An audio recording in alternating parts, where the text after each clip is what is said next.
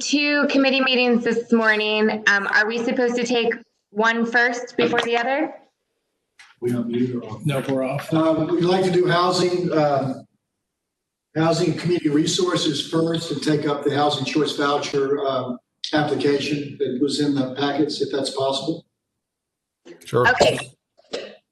Great. Saul, will you do roll call for this and then remind everyone if you need us to vote on the importance of this meeting or the relevant business?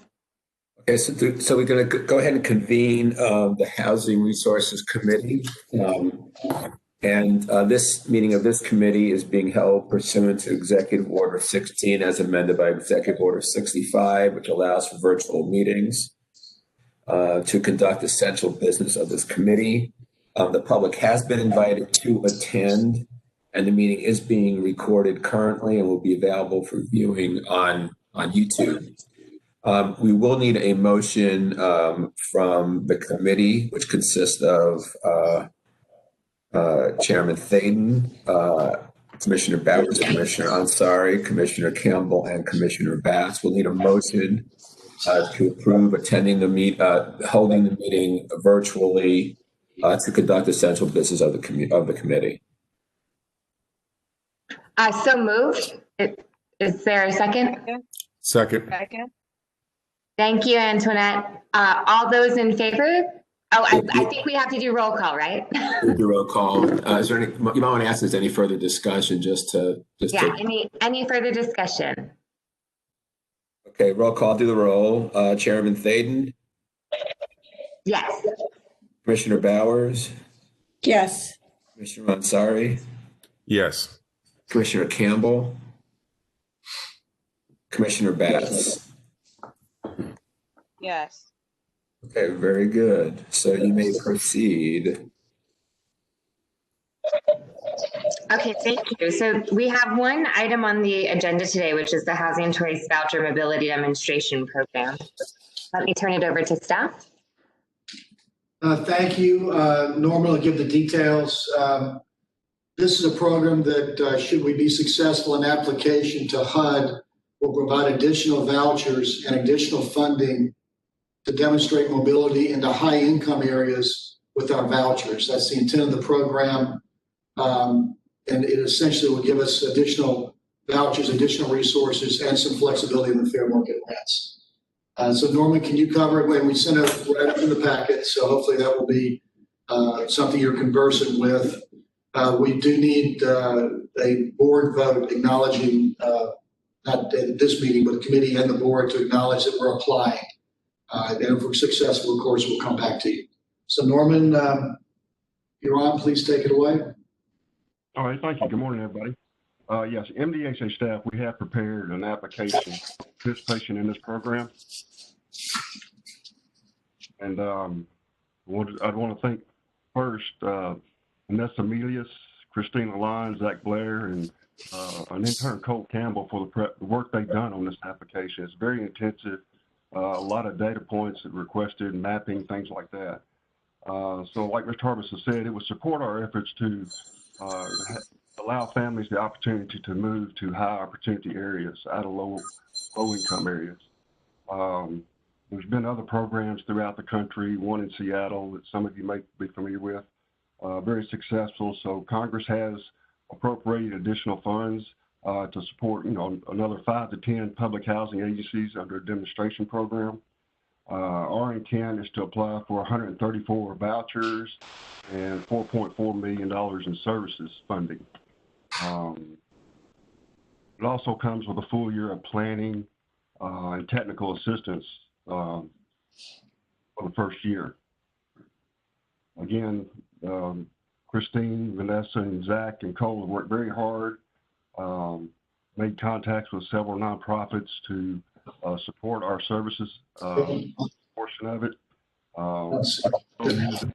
Getting them ready to submit the application. So we are asking for your approval to go to the board next month for resolution supporting this application effort. And I'll leave it open for subject to questions. Okay. Yes, Norman, This is fantastic. For one, I've been waiting to see this for a very long time, so I'm thrilled for that, and thank everyone for all their work, I know, to make this happen. But I do have a question on what type of services would be provided, and will the vouchers have an ability to pay a higher level than what normally is paid? Is there a variation that allows for that? Can you explain that, Norman? Services would be things like housing search assistance, contact with landlords, making them business to units to, in the high opportunity areas. Deposit assistance, I think, would be an eligible service. Your other question was, I'm sorry, your last one? On the amount that could be paid. One of the requirements is that you establish a payment standard sufficient to support the family in the high opportunity area. Our intent is to use the small area fair market rents that HUD publishes. It does provide higher payment standards in these areas. Okay, thank you. And Norman, can you explain for me the rationale of why are we applying for 134 additional vouchers? How did that come about? If I could defer to Zach Blair on that, he explained it very well to the committee, to the group last week. Our initial intent was 250, but Zach, would you mind helping me out here? I think we may have lost Zach. I'm seeing a little exclamation point on him. I mean, I'll wait. I think he's probably trying to come back. It's a complicated formula based on the application, and I mean, I don't want to go much farther than that because Zach is the one who did the deep dive on it, but it is a kind of unusual. We could have applied for more, but that would have taken on more responsibilities. So we had to kind of balance that out and thinking about the long term. This is over 6 years with that 1 year of planning. And so I think it was about a capacity issue, but the formula itself is quite complicated. Does that mean there's a end date for the vouchers? No. So no, we would be, I mean, one of the big gains in this is that we'd be getting additional vouchers in perpetuity, as far as I understand. Yeah. Okay. Commissioner Bowers is an absolute, just being very cautious about your ability to deliberate on voucher programs. It might be best for someone to do this to you, not to ask any questions. So, sorry, I should have said that ahead of time. I apologize for that. That's okay. Well, I see this as a wonderful opportunity. Any way that we can be bringing more vouchers into our community, we know that we need them, and certainly taking into account, lots of historical research has shown really impressive outcomes when you can help children actually access high opportunity neighborhoods. And I appreciate, if we give thought to the resources we can provide, because one thing that we need to consider is social alienation for adults can also come as a consequence of moving families into higher opportunity areas. But I think that we are up for this challenge, and it's a great thing. Any other questions or comments from board members? Commissioner Thaden, may I address just really quickly your concern about social alienation? That is something that we are concerned about as well. And we built into our program additional to have the services and the extension of kind of community building services go beyond what is typical for this program, because we do also want to make sure that families feel connected to community. And so that is a part of our application. Mm-hmm. So one quick question, either for Norman or Christine, or so the 4.4, like how's that money accounted for and over what amount of time? And I'm just doing quick math and said if you had to put a $10,000 deposit down for all 134 vouchers, there's still another $3.5 million, $3-ish million left in that services pot. Like what would we be spending it on, and over, and like how do we have to account for that? How does that actually play out? Christine, would you like to answer? Sure, I can answer that question.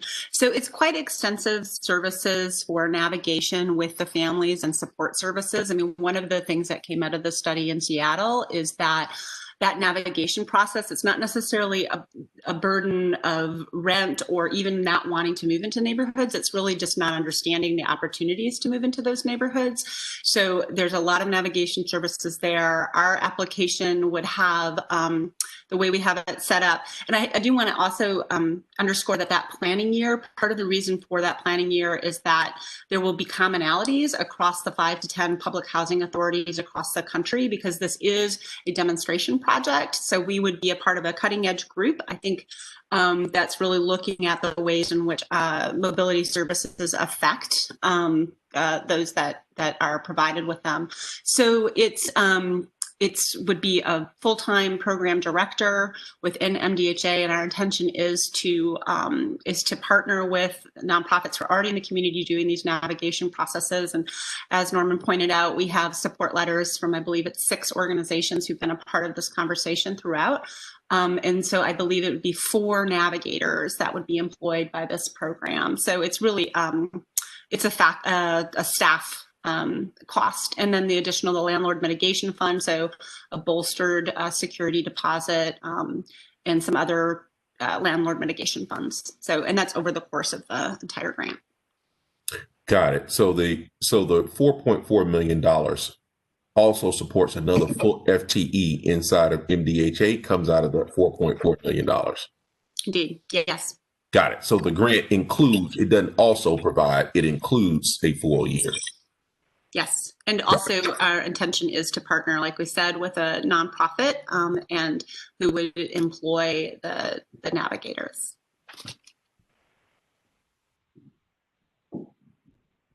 Thank you. Yes, Paulette. Yes. I'd be interested in looking at a summary of the grant, and what does one do to do that?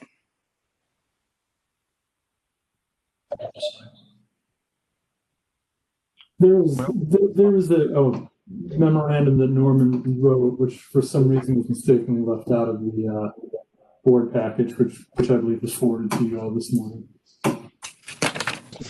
I have a one-page thing, but I would like something more extensive than that.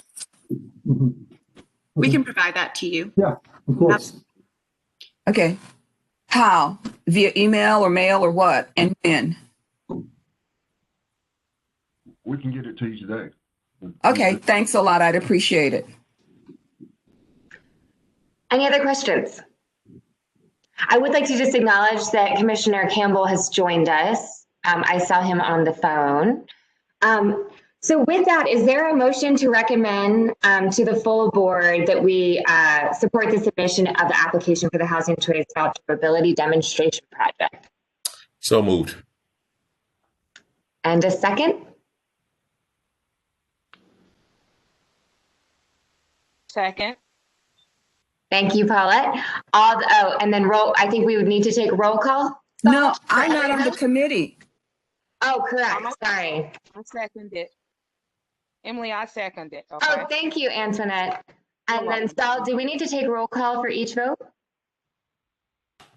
We do. Okay.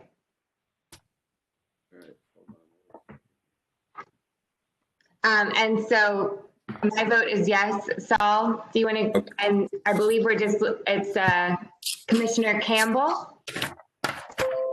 Yes. Thank you. Commissioner Batts. Yes. Commissioner Ansari. Yes. Commissioner Campbell. Yes. And Commissioner Bowers will put you down as abstain. Okay. Motion passes. Okay, with that, is there any additional business for today? of the Housing and Community Resources Committee? None from staff. Okay, with that, we can adjourn this committee meeting and call to order the Joint Finance and Development Committee meeting. Saul? So let's first convene Finance and Audit Committee. We need a motion to convene the meeting virtually to conduct essential business of the committee. So moved.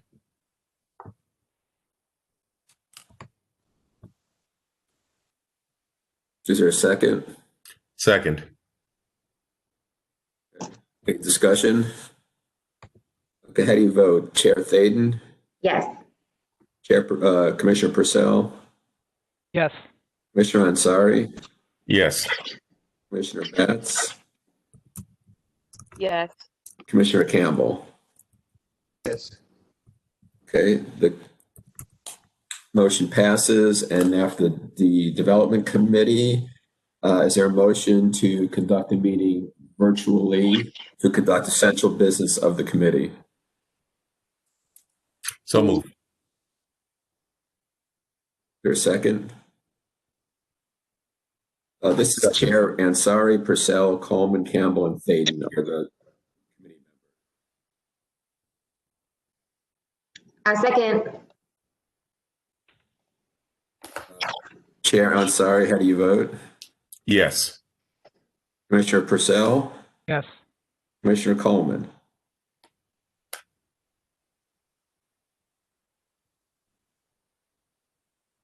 Hold it here.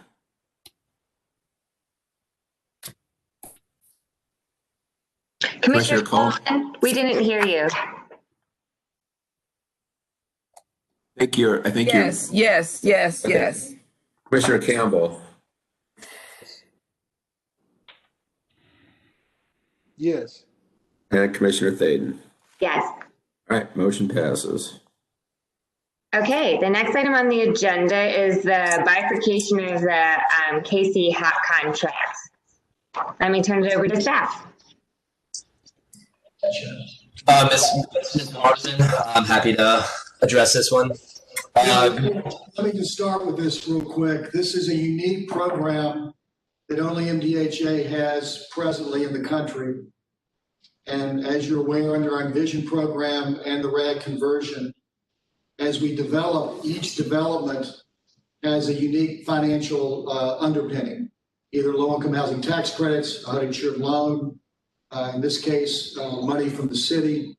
And as such, they establish what's called a single purpose entity, a separate organization legally that holds the contract, holds the loan, and then must have underpinning the loan the number of subsidized units in a separate contract than the overall contract that existed for Casey.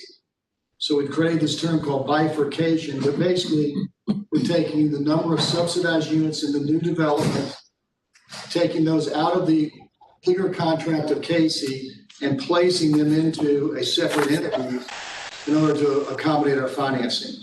We've done this now 3-4 previous times here at Casey. It's become somewhat of a team of HUD, but it is a unique program, and it's it's part of the package of how we're proceeding with Vision Casey, of financing it individually in groups like this as financing is available, and putting the contract into that single purpose entity. The terms of the RAD agreement remain intact. The terms of the RAD use agreement remain intact. The terms of the contract remain intact. It's just transferred in a smaller bite into this specific entity that is going to be Red Oak Flats, the townhomes up by Explore School. So that's sort of the overview. We've been working this with HUD for about 5 years. We've got it down to a pretty good process with them. But it is somewhat unique. It allows us to proceed with our financing in the way we're doing across the board at Envision Casey. So, Will, if you want to go on and give some color on this one, that's okay.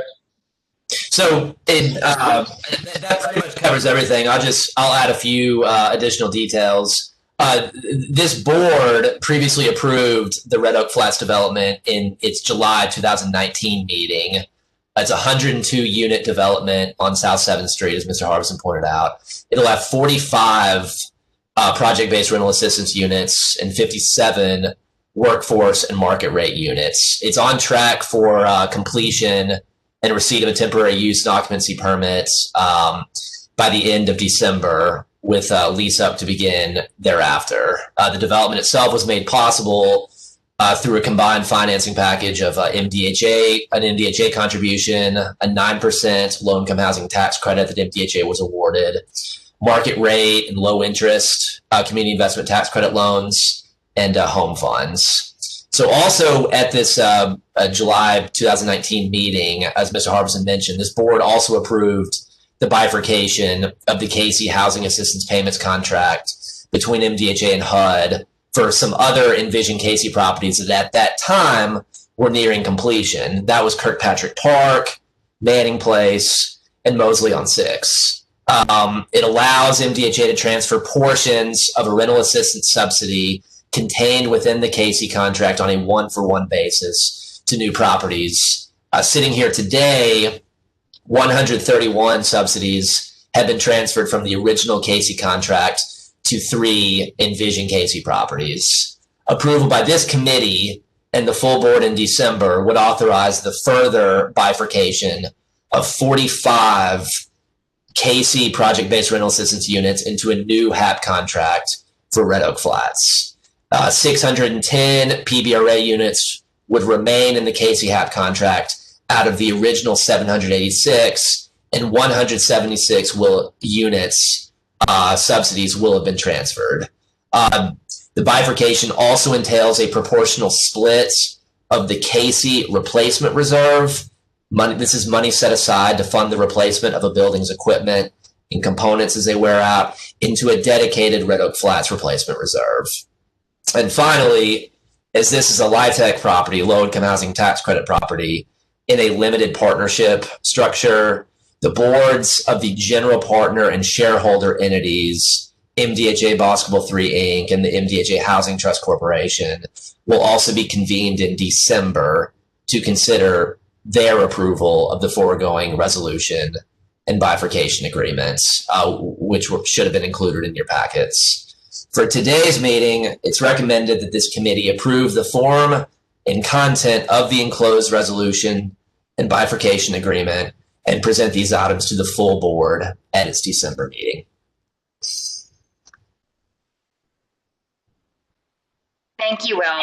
Are there questions from board members? Yes. Thank you, Jim, for that explanation at the beginning. It seems like there is no option, and this is a requirement of HUD. That's correct. Yeah, that's really correct. Yes. Thank you. So we maybe should table this to the end of the call. But one of the things Will, you brought up, which is not quite clear to me to how we're doing it, is that we are now have a portfolio of both affordable workforce and market rate housing that is moving into the marketplace. And I don't think to date, and this is not a question for Will, I don't think to date as a board, we've actually seen what is the performance of any of our projects against where we thought they would originally be. And so when you said we're about to start leasing up, and it just really just clicked in my mind that neither for Kirkpatrick nor for any of the other units that we're bringing online, that we haven't had the ability to say, here is our original pro forma and what we thought we would be, both from a development side. We thought we spent $100 million. We finished at 99.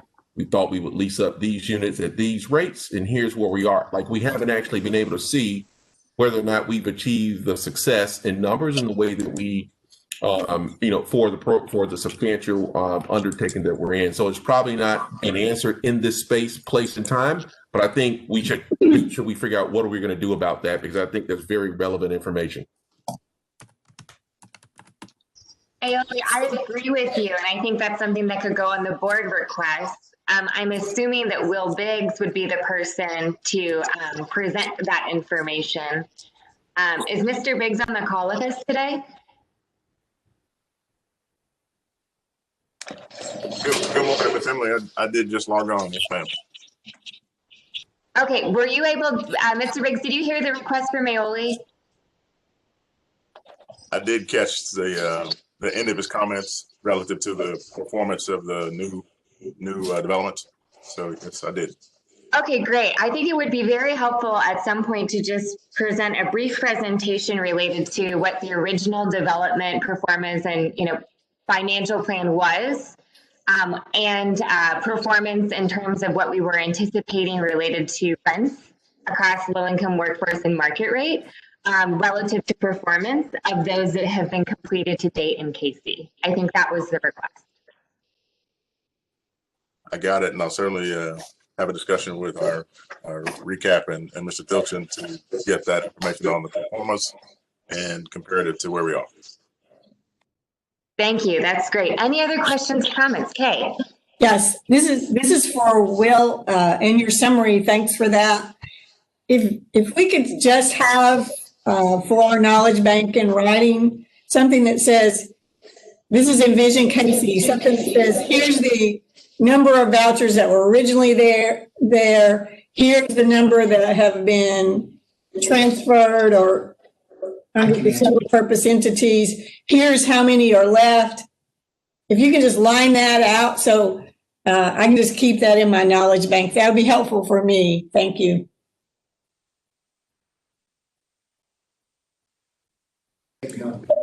So Commissioner Bowers will have that for you on Tuesday. I believe it was in the presentation on Envision Casey last time, I think, but we certainly have that data.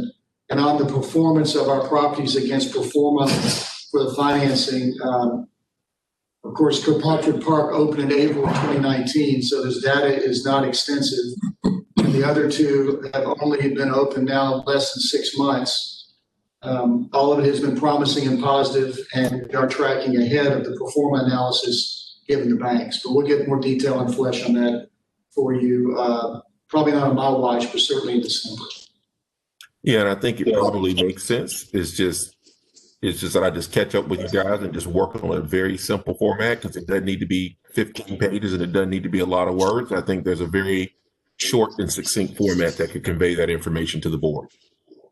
Okay. All right. Any other questions related to the bifurcation agreement? With that, is there a motion for the committee the committees to recommend to the full board the approval of the bifurcation agreement and authorize MDHA to enter into those agreements? Commissioner Thaden, why don't we take them one at a time, just so it's clear? So, Okay. Why don't we start with finance and audit? You are the chair of that. So I move the motion. Is there a second? Second. I don't believe you're on this committee. This isn't finance and development? This is finance and audit. You're on development. Oh, okay. Sorry. It's either Chair Purcell, Commissioner Ansari, Commissioner Bass, Commissioner Campbell. Second. Okay. Any further discussion? Okay. Chair Thaden, how do you vote? Yes. Commissioner Purcell? Yes. Commissioner Ansari? Yes. Commissioner Batts? Yes. Commissioner Campbell? Yes. Okay, the motion passes. And for the Development Committee, Commissioner Ansari, you are the chair. Yes. You want to move? Does somebody want to move the motion? I'd like to move on the motion. And the motion is to approve recommendation of the bifurcation, correct? Yes. Okay. Need a second. Second. Okay. Any further discussion? Okay. Chair Ansari, how do you vote? Yes. Commissioner Purcell? Aye. Commissioner Coleman?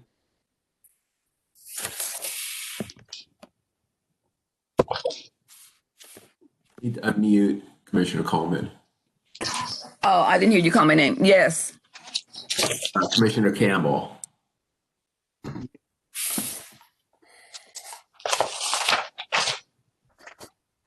Commissioner Campbell?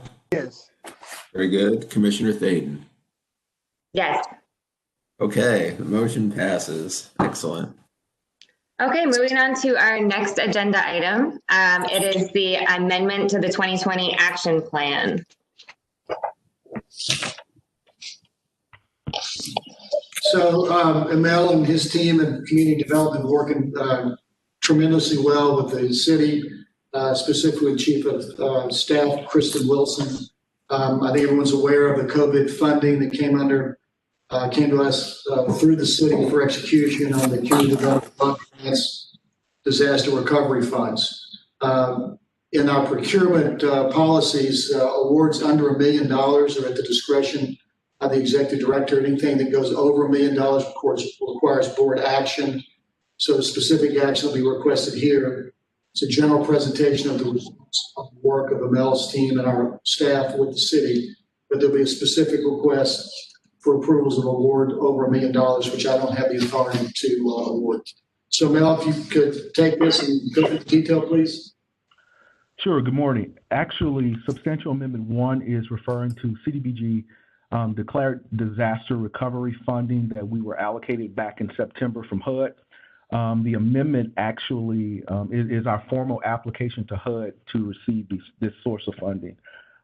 Again, the funding is to address community development needs resulting from the March tornado, and there was a separate May storm and flooding event that the funding can be used for. In this amendment, we're allocating the funding to nonprofit organizations to assist them in rehabbing renter and owner-occupied units that were damaged by the flood. As Jim mentioned, we've worked very closely with the mayor's office, the long-term disaster recovery committee, and local housing nonprofits to determine the best use of these funds. The substantial amendment was released for public comment on October the 9th, and we held a virtual public hearing on October the 15th. We're requesting approval from this board to move forward with submitting the substantial amendment to the Nashville Metro Council, and then we will submit it to HUD, and at that point, they will release funding to Nashville. And at this time, I'll take questions. Yes, I have a question.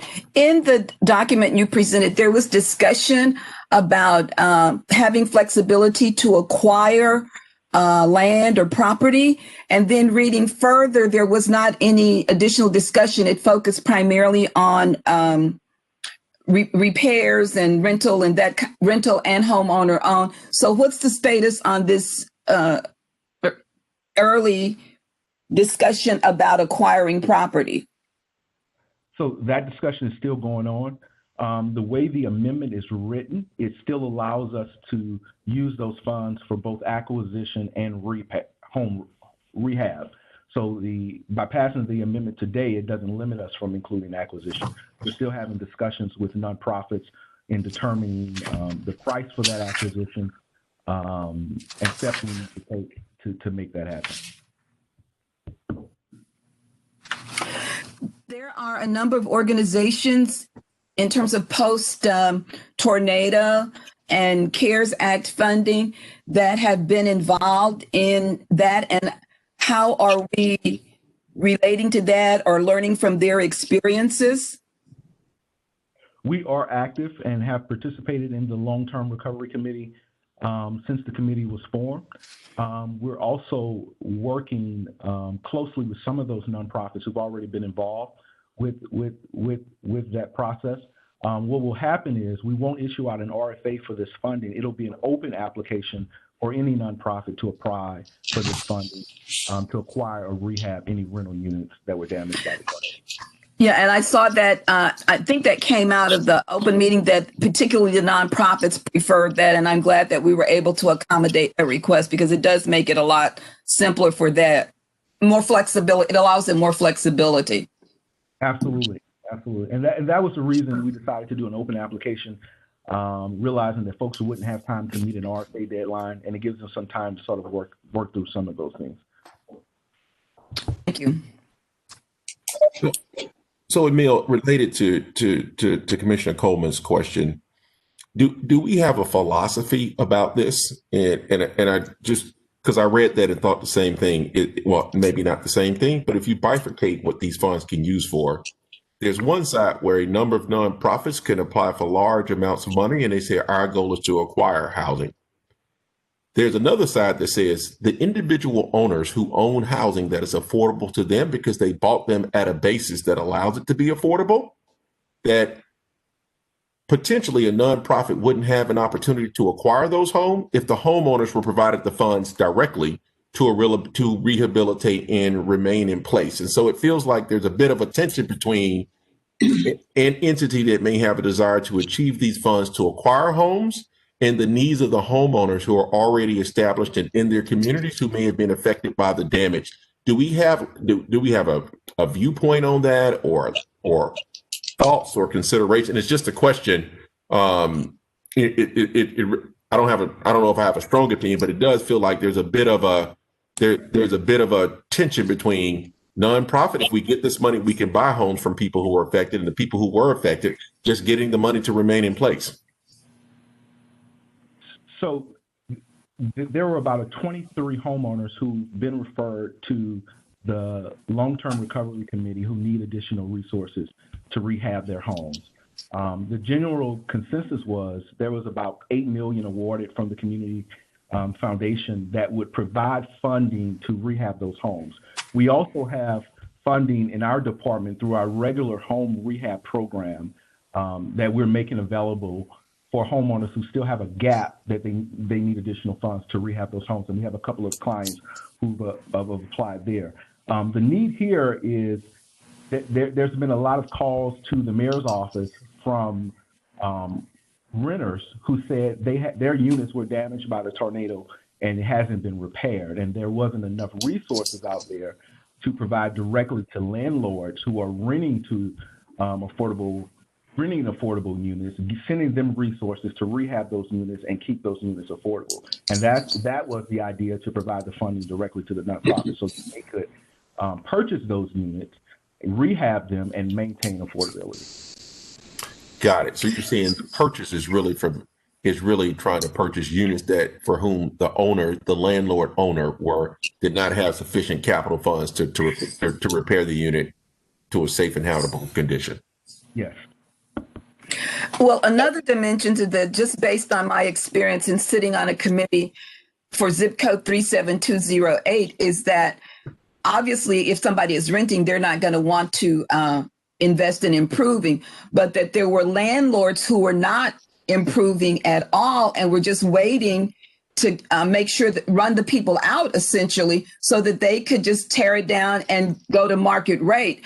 And that's a real problem that we have encountered with the small grant program that we have. So it's serious. And the other piece of it is there some landlords are large scale landlords and have multiple properties that are not in good, they weren't in good condition before the tornado and are in even more abysmal condition after the tornado.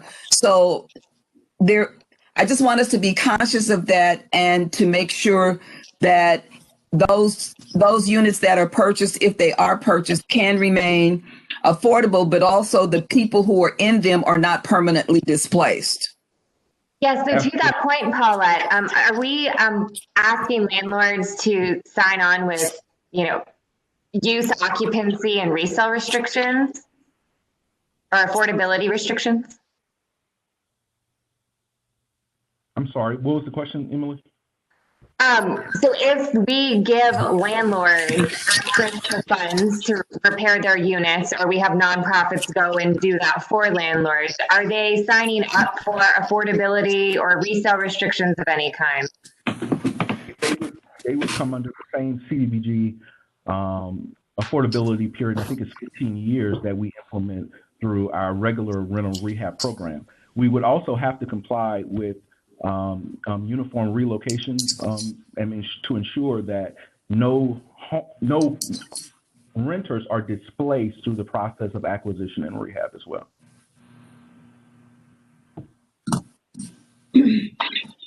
Okay, I know we keep using the term nonprofits, and I'm very concerned that we are kind of identifying only a very, very select group, and we never specify who or what the nonprofits are. We don't have to take up the time to do that, but I see part of MDHA's role, in addition to the multitude of things that it does, is to also help nonprofits, and particularly smaller nonprofits, increase their capacity to be responsive to the affordability issues here in Nashville. And I don't know who the nonprofits are, because we talked about nonprofits for that mobility program. We're talking about nonprofits for the acquisition and repair program. I don't know if they're the same. I don't know if they're different. And when I've looked more carefully, it's always the same ones. And I'm a little bit concerned about that. And perhaps moving forward, we could give some intention to whether or not MDHA has a role in capacity building for the nonprofit sectors and or others. Absolutely. I mean, we are. I ran a nonprofit, a small housing development organization, before I came to MDHA, and I certainly agree with that. So that's something that we're looking at. We haven't selected those nonprofits who will be awarded this funding. It'll be an open application process, but we're certainly internally taking steps to reach out to other partners and bring in new parties to access some of these funds. So we're in totally agreement with that. The final point, I don't want to make more work for people, but I think Latanya and Christine have indicated that they're going to get me the information regarding the mobility program. And I know that you haven't finalized the nonprofits for this, but could you just give me a list of the ones that you're thinking about using? I'll do that. Thank you so much. I appreciate it. Sorry, that I'm concerned about that request, because if we are putting out a public request for application, we don't know in advance who is going to be applying with, you know, the best applications at that point. And so I think that we should just wait until I think, Paulette, if there's questions around, are we cultivating or supporting capacity building?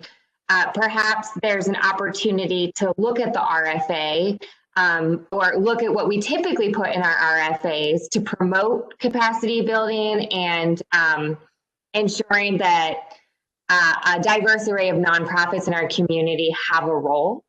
But then I think we just need to wait and see who applies and make sure that we understand that list of the selection process.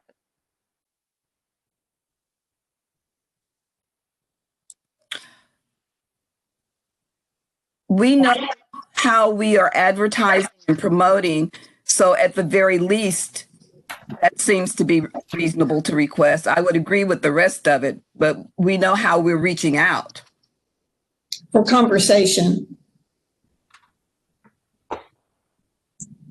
So Emil, I think we're probably let me try to bridge the gap. So we, as an organization, I agree with Emily, we shouldn't have any preconceived notions of who we want to use because we haven't put an RFP out yet. And we shouldn't be talking to anyone about the RFP before we actually put it out. So it feels like there's two pieces. There's one is, have we structured an RFA that allows nonprofits who aren't as large as some of the larger ones that we hear about all the time in every other meeting, for them to believe that they can be competitive, and so they actually even apply. Then I think that, which I think gets to the point of how do we increase the number of smaller nonprofits that actually believe they can be competitive for the award. And then the second part about it is, once that list of names have been provided after the RFA goes out, I think the request is let us understand who they are and what our selection criteria once they come back. And then ultimately, I think what you hear from the board is that we'd like to see that the usual suspects, they may be good and capable, but there should be some new names that we think that with the right proper support and services, that this opportunity can help build them up over time. I think that's kind of sort of the three phases that it sounds like is occurring. Does that sound reasonable, Commissioner Coleman? It's reasonable. Yeah, it's reasonable. Should I speak to this? Emily? Yes, Kay, happened. Okay.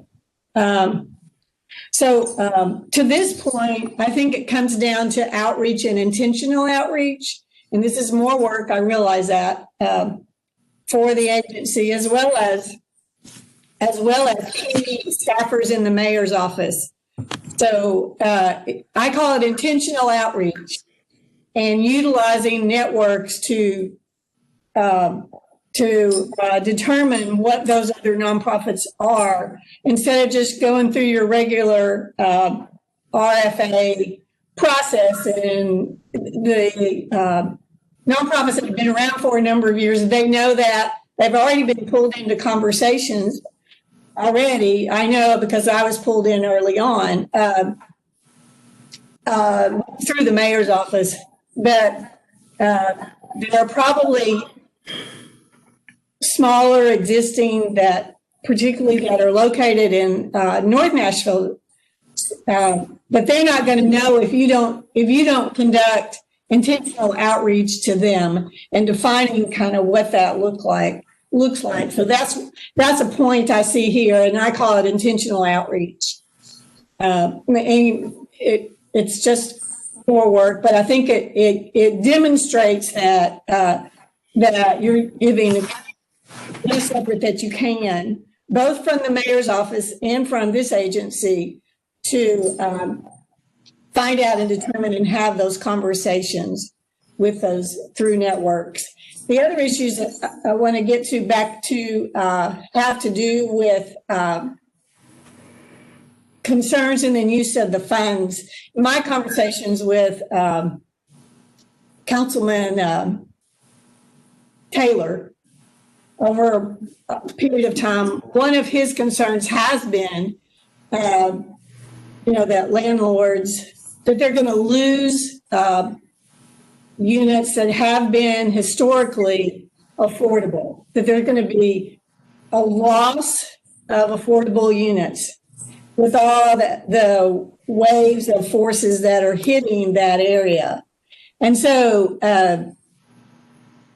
for rent, because if you look at the data, there are a large number of rental units there. So he was hopeful that monies could be brought to bear where either the landlords would agree to sell, and I guess in this case it would be to sell to a nonprofit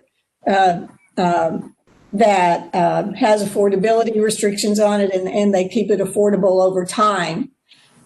Or if the landlord, or if the property owner is willing to agree to the terms, CDBG requirements, then they would have monies to repair the homes themselves.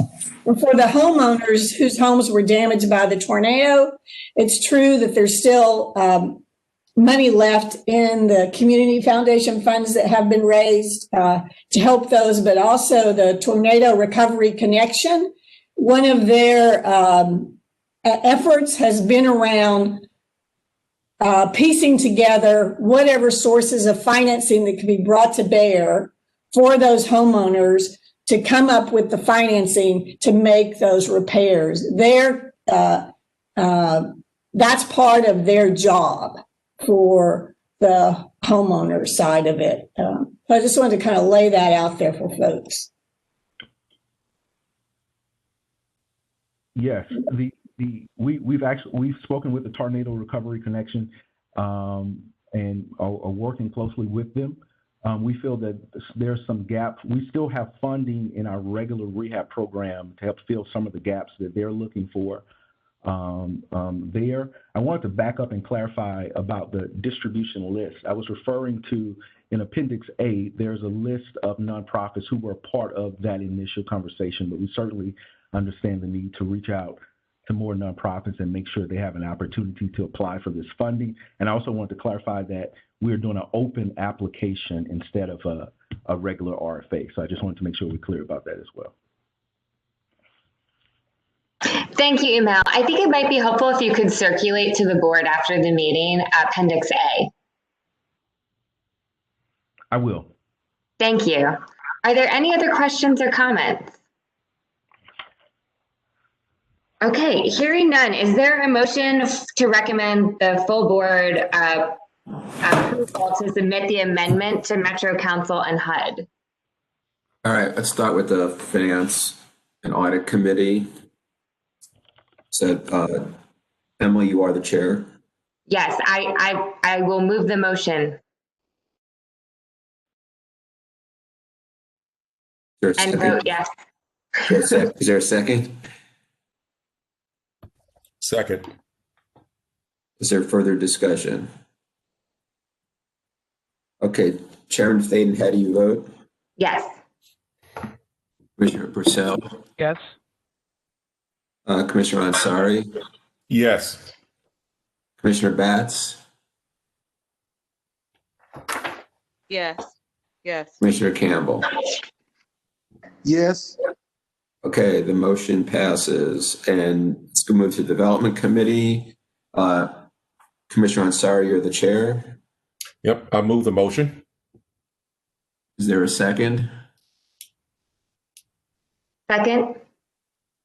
Okay, the motion being to recommend to the full board to approve the amendment.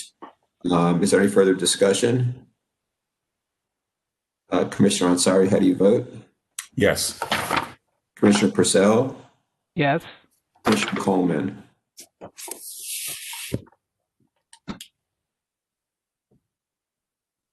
Commissioner Coleman? You're on mute, yeah. Yes. Commissioner Campbell? Yes. Commissioner Thaden? Yes. Okay, motion passes. Very good. Okay, the next agenda item is the award of the Emergency Solutions Grant. Mel, take it away. So this is this is a single award to the Salvation Army above $1 million for a total of $3,096,682. Back in June, HUD, if you remember, allocated a second allocation of ESG CARES dollars to Nashville. This was in addition to the $1.5 million we awarded back in August. We have worked very closely with representatives from the mayor's office, the Homeless Planning Council, the Metro Homeless Impact Division, and we were also assigned a HUD TA who's done a lot of strategic planning and capacity building work around how this funding would be used. Following multiple focus group sessions, community presentations, it was determined that the funding should be used to provide rapid rehousing for homeless individuals.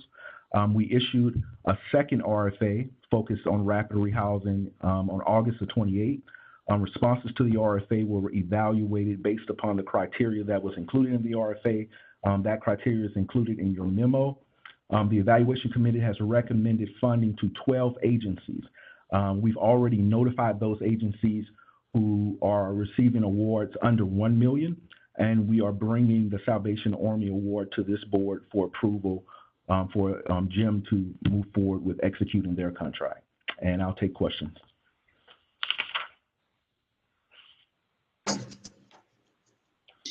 Emil, I know the definition of rapid rehousing, but it might be helpful for you to define that for others, exactly what that pertains to and how that looks. In short form, it provides 12 to 24 months of housing assistance.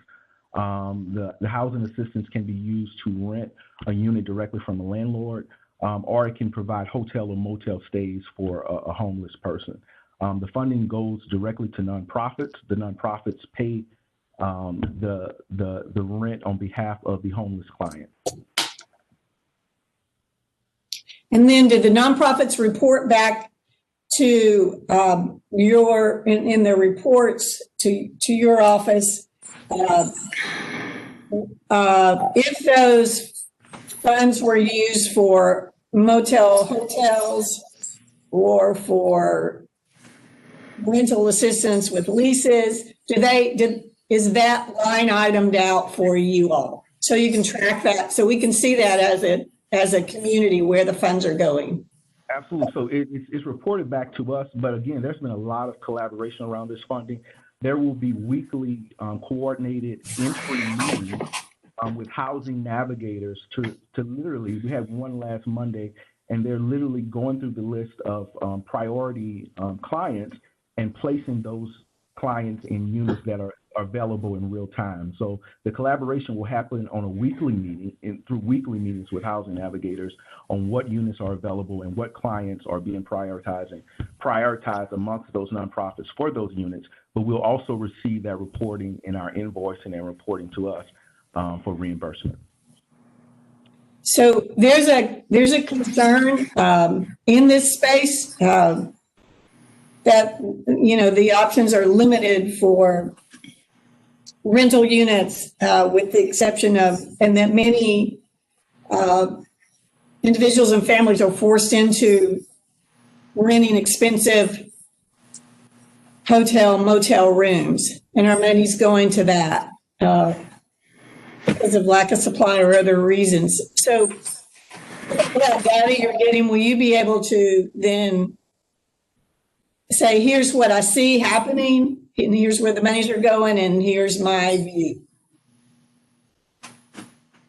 Yes, there'll be ongoing data collection throughout this process. Right now, we have about 225 units that are committed. They're motel units. Some of the nonprofits have committed to do 1-year leases with, have gotten commitments for 1-year leases on, but there will be a huge landlord piece and landlord recruitment piece that the mayor's office and the Metro Homeless Impact Division is overseeing to recruit additional landlords to this program to help with the housing surge we're preparing for.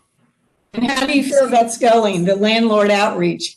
And what, have they seen successes, or is it off the ground? What's the status of that? I think based on the call we had with providers on Monday, it's hopeful. Right now, we have about 225 units. There's been some interest from other landlords.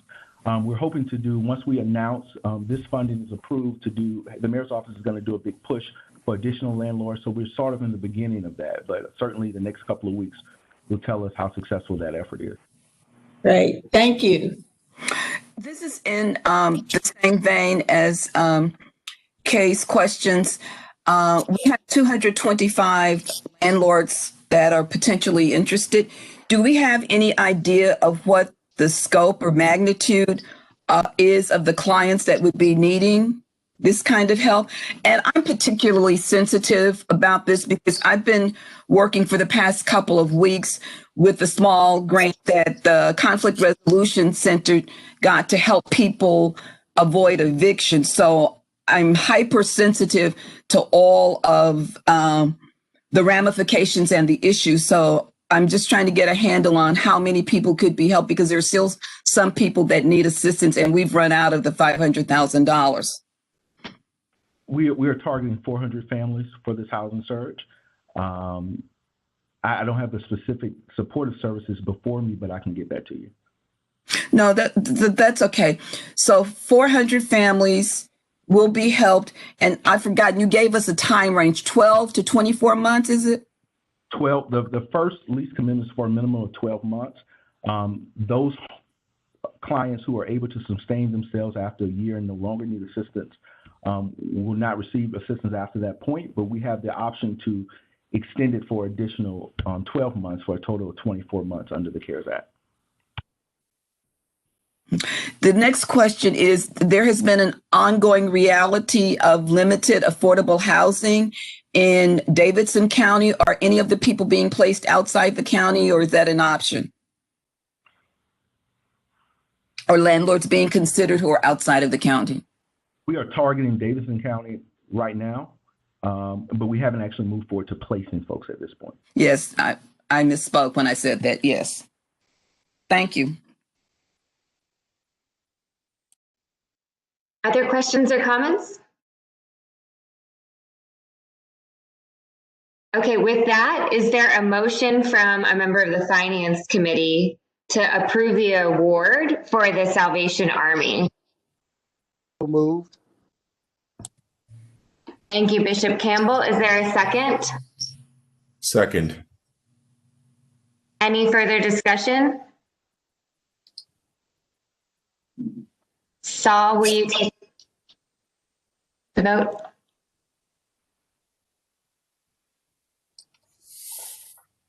Chair Thaden, Yes. Commissioner Purcell,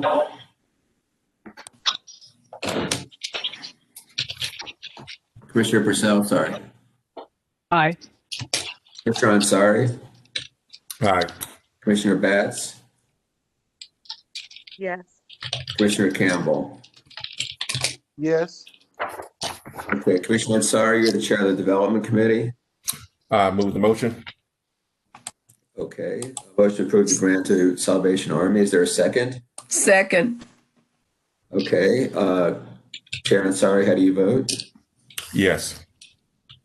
Commissioner Purcell, Aye. Commissioner Coleman, Yes. Commissioner Campbell, Yes. Commissioner Thaden. Yes. Motion passed. All right. And now we are moving on to the neighborhood health presentation. We had a presentation last board meeting of a sort of an overview of Envision Casey. The board chair has asked me to sort of give a context on that on Tuesday, which will be my last presentation to the board, where we started and where we are. Part of our discussions going forward will include, and the master plan includes, the neighborhood health clinic here at Casey. We've had a wonderful partnership for the 7 years I've been with neighborhood health, from creating a new pharmacy over at Sutica Napier to assisting our residents with a multitude of health issues. They've been a tremendous partner, and they've been a key member of the community advisory group here at Casey and at Sutica Napier for a number of years. They've got some unique conditions that apply to their facility, and at their request, and I thought it was wise, the board needs to be aware of these conditions. And the one best presented is their executive director, Brian Hale, a really great colleague of mine. And Brian, you have the floor. It's my intro. Thank you, sir. And I'm sharing my screen, and I'm hopeful that it's apparent to, or it's visible to you. It is. So wonderful. Joining me today are Mr. John Zerker and Angela Ballou, and I'll let them introduce themselves, or excuse me, I'll go ahead and introduce them. Mr. Zerker is the president of the Casey Residents Association, and Ms. Ballou is a former pharmacist at Nashville General and the president of our board. Like me, they are patients at Neighborhood Health, and indeed, part of the requirement of being a federally qualified community health center is that the majority of our board must be comprised of patients of our facilities, and that is indeed the case here. About 2/3 of our board are community members and patients of our clinics. So with this, let me turn it over to Ms. Ballou to summarize our ask of the MDHA board. I appreciate your attention and for allowing us to give this presentation. But what we want at Neighborhood Health is to convert our existing clinic at 618 South 8th Street to a park as described in the Envision Casey plan, and we want to expand new services at a new clinic. We prefer that clinic to be at 600 Shelby Avenue, as we discussed with the MDHA staff.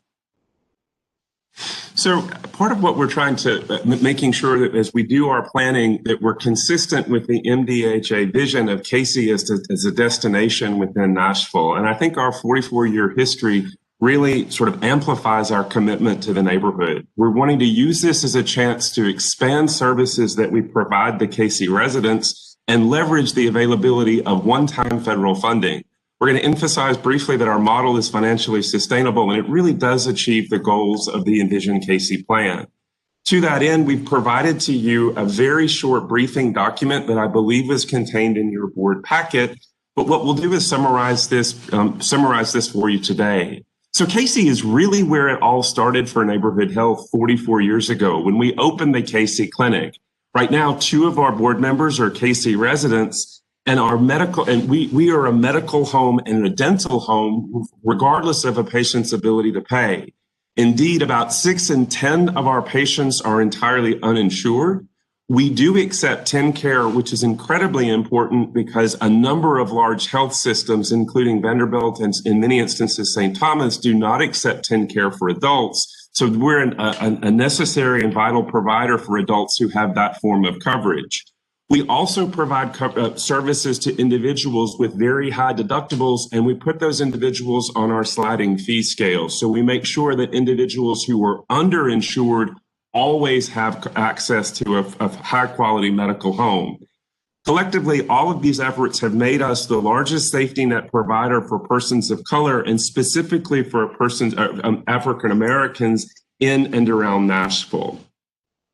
What we want to do is bring more to KC residents by expanding services, and that includes dental care, including dentures and partials, additional women's health services, including colposcopies and long-acting reversible contraceptives. Currently, we provide prenatal care at our KC clinic, but we want to continue to grow those services and make sure that all forms of women's health care are available right there in that clinic. We want to expand adult psychiatry to more than just 1 day a week and provide that at 5 days a week, and continue to grow the drug treatment programs which we provide. Currently, we are the only opioid use disorder provider for medication-assisted treatment right now in the neighborhood. We want to continue to grow that and serve even more patients. In addition, we plan to open a community pharmacy that would be open to all members of the community, not just neighborhood health patients. And as the schematic to the right on the slide suggests, that 1,900 square foot pharmacy would be accessible to everyone within the KC neighborhood. We also envision a food co-op, which builds on the food pharmacies that 7 food pharmacies that Neighborhood Health has opened at various locations across our system this year. And we envision a really robust community meeting space, similar to the community meeting space we built at our Napier Pseudocum Clinic, which opened in 2007.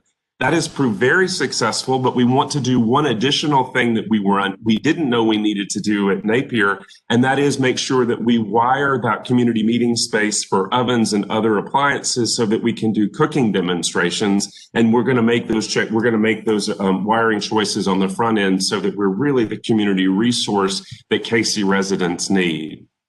Mr. Zerker, did you want to amplify or make any comments with respect to expanded services? Yes, I would. First, I'd like to say thank you, Mr. Harbison, for being a great ally to the work that I've been charged with in community. And this kind of this helps me to see how we can actually go and answer the question that you had asked me early on about putting a draft together that I hope that the board has seen already. And it was based on educating the community so that we could turn around some of the issues and concerns that we have with folks who are not prepared to move into the new places.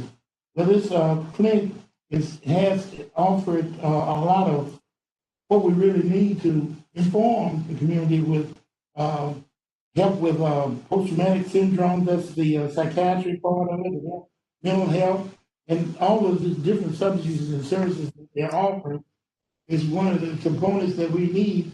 Even with community space, they would even be able to supply that. I'm just excited about the possibilities in the future of KC in being in connection with the neighborhood clinic. Being a board member here, it was godsend because it helps enforce the draft that I hope that all the board members have seen that I gave to Mr. Harbison and Mr. Biggs and the manager there on site. Hopefully y'all have a chance to see it. This lines up with the need and to meet that need because of all the services that they're offering. There at Casey, we have folks moving in and they have not been oriented. They haven't been through an orientation.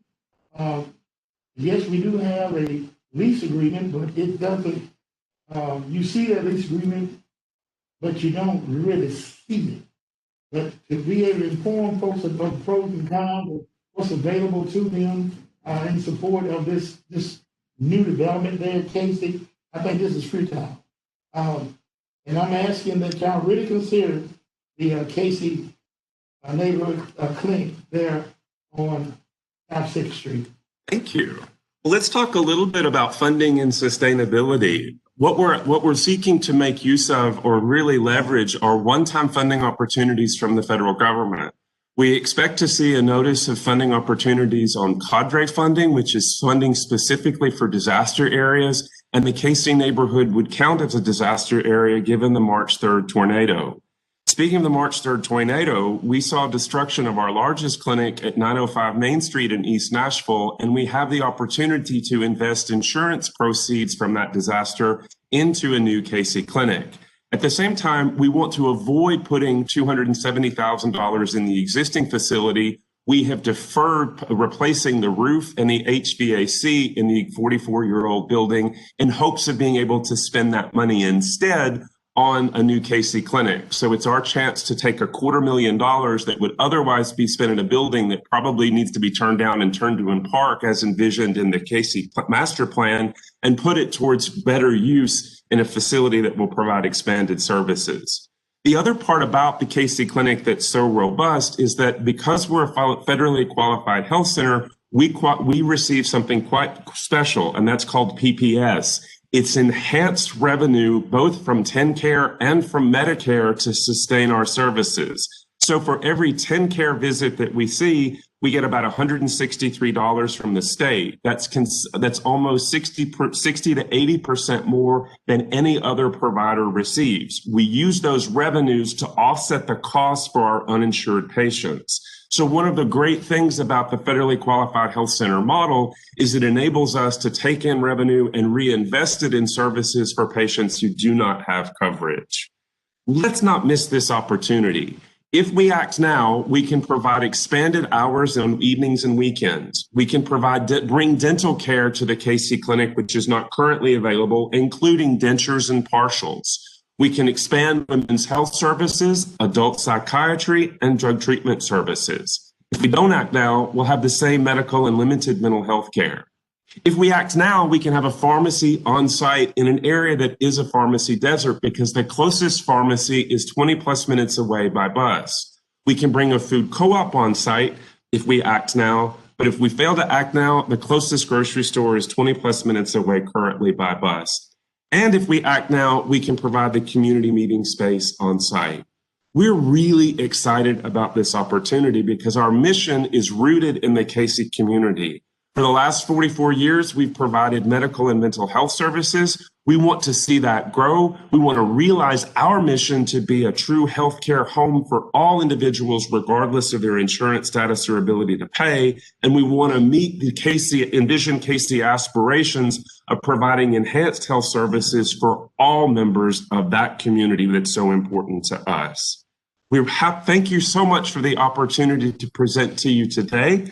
We appreciate that, and we're happy to take any questions that you might have.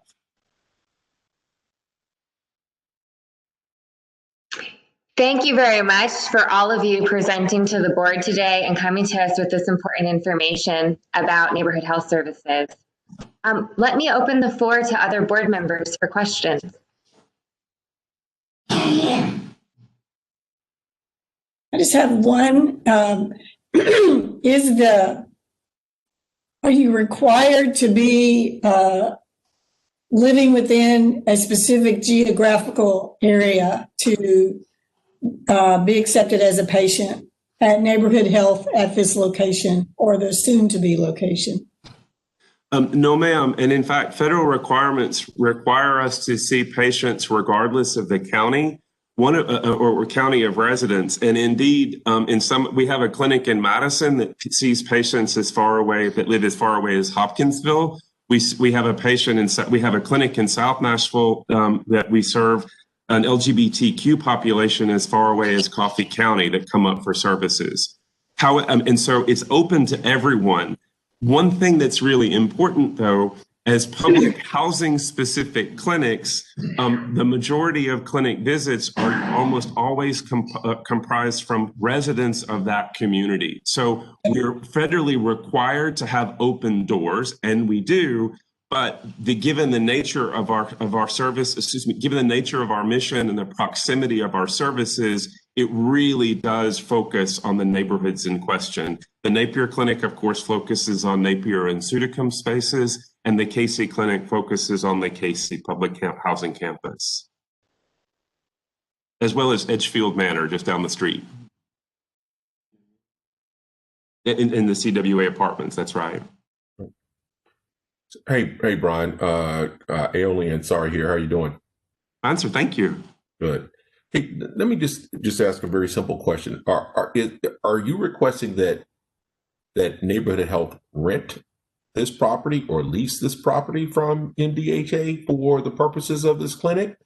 Or are you seeking to buy the clinic and site from MDHA, or you're seeking to help understand what is the actual ask?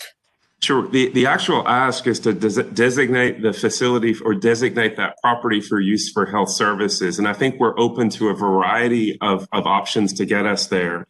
The one that had been discussed for the last 7 years was that MDHA wanted to take the property at 617 South 8th Street and turn that into a park and tear that building down. And we had talked at different times about sort of acquiring additional property, moving the facility that we currently own, and then just deeding that to MDHA and working through a transaction where if there's a difference in value, we would pay the difference. So I think most of the discussions have focused on how we might be able to acquire that or use that property, use the property at 600 Shelby Street Avenue.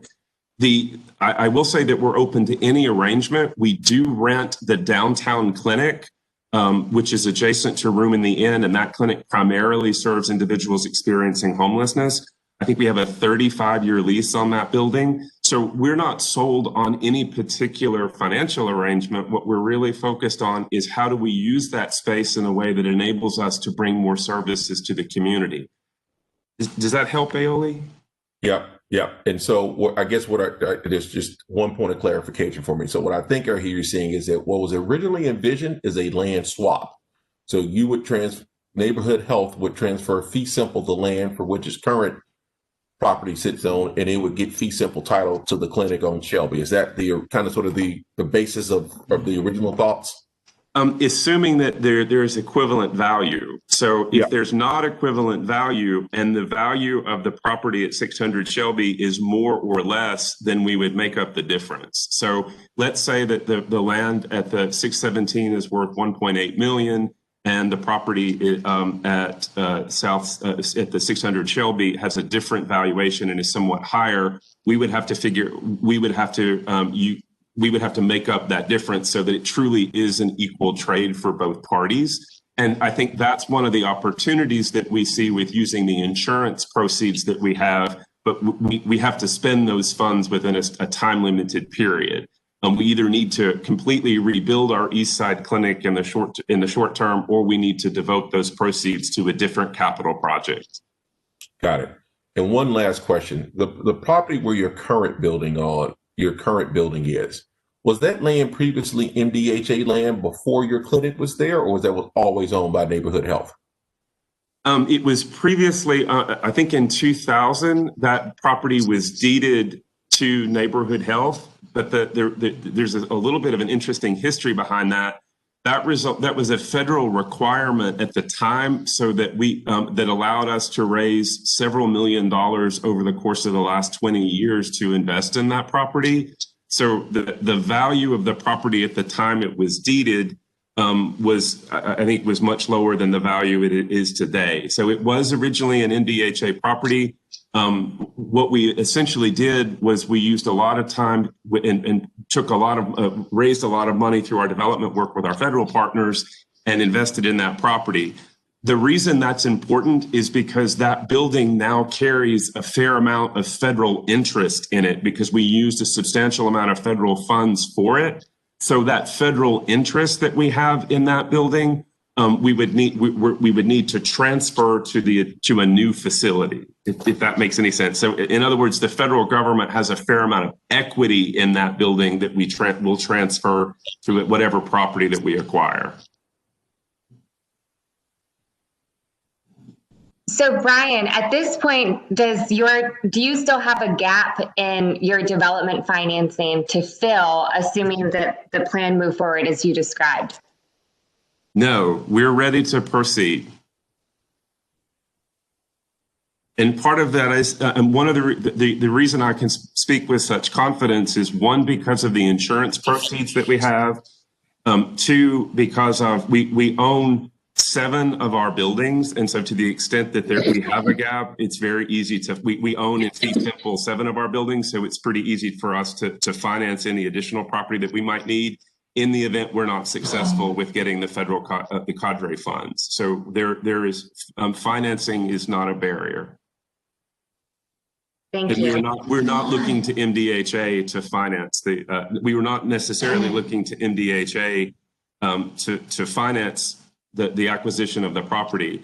If it makes sense for MDHA to do some sort of financing because it promotes a separate MDHA goal, so if you wanted to pair this project with another project in order to get tax incremental financing or something like that, and that's to the benefit of MDHA, we're happy to be a partner in that. But what we're talking about is not conditional on a financing arrangement.